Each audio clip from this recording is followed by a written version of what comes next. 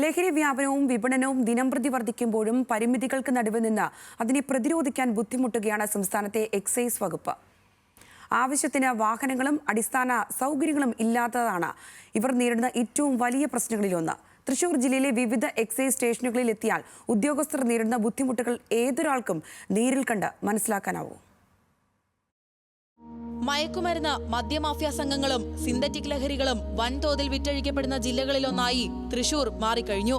ദിനംപ്രതി പോലീസും എക്സൈസും നിരവധി കേസുകളാണ് ലഹരിയുമായി ബന്ധപ്പെട്ട് രജിസ്റ്റർ ചെയ്യുന്നത്.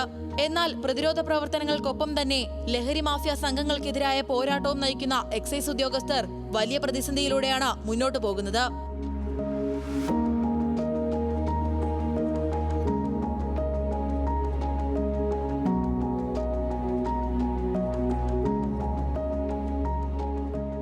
ആവശ്യത്തിന് വാഹനങ്ങളില്ലാത്തതും അടിസ്ഥാന സൗകര്യങ്ങളില്ലാത്തതുമാണ് എക്സൈസിനെ സംബന്ധിച്ച ഏറ്റവും വലിയ പ്രതിസന്ധി. തൃശൂർ ജില്ലയുടെ വലിയൊരു ഭാഗം ഉൾപ്പെടുന്ന അന്തിക്കാട്, ചേർപ്പ്, കോലഴി റേഞ്ചുകളിലെ എക്സൈസ് ഓഫീസുകൾ മാത്രമെടുത്താൽ ഉദ്യോഗസ്ഥർ നേരിടുന്ന പരിമിതികൾ മനസ്സിലാകും. സേനാംഗങ്ങൾക്ക് ഉപയോഗിക്കാൻ ഓഫീസുകളിൽ വാഹനമില്ലാതായിട്ട് 2 മാസത്തിലധികമായി.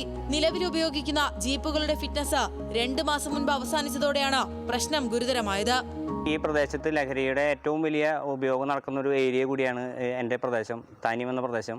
അതിൻ്റെ കീഴിലാണ് ഇപ്പോൾ എക്സൈസ്, അന്തിക്കാട് എക്സൈസ് നമ്മുടെ ഭാഗം കൂടി കൈകാര്യം ചെയ്യുന്നുണ്ട്. പക്ഷേ ഒരു പ്രതിയെ പിടിച്ചാൽ അത് കൊണ്ടുവരാനുള്ള ജീപ്പോ അതിനുള്ള സൗകര്യങ്ങളോ ഇല്ലാത്ത രീതിയാണ്. ഇപ്പോൾ ഒരു വാടകയ്ക്ക് വണ്ടി വിളിച്ചിട്ട് വേണം ഇവിടുത്തെ ഓഫീസർമാർ ഈ പ്രതികളും അതുപോലെ തന്നെ പ്രതിയുടെ കയ്യിൽ നിന്ന് കിട്ടുന്ന തൊണ്ടി മുതലും കൊണ്ടുവരണമെങ്കിൽ.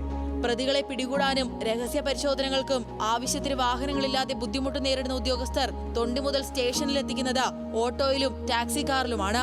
ലഹരി സംഘങ്ങളെക്കുറിച്ച് വിവരം ലഭിച്ചാൽ ഡിപ്പാർട്ട്മെന്റ് നൽകിയ 2 സ്കൂട്ടറുകളിലാണ് പലപ്പോഴും ഇവർ പരിശോധനയ്ക്ക് പുറപ്പെടുന്നത്. ദൗത്യത്തിന് കൂടുതൽ പേർ വേണ്ട സാഹചര്യത്തിൽ വാടകയ്ക്ക് വാഹനം വിളിച്ചു വരുത്തി വേണം റെയ്ഡിന് പുറപ്പെടാൻ.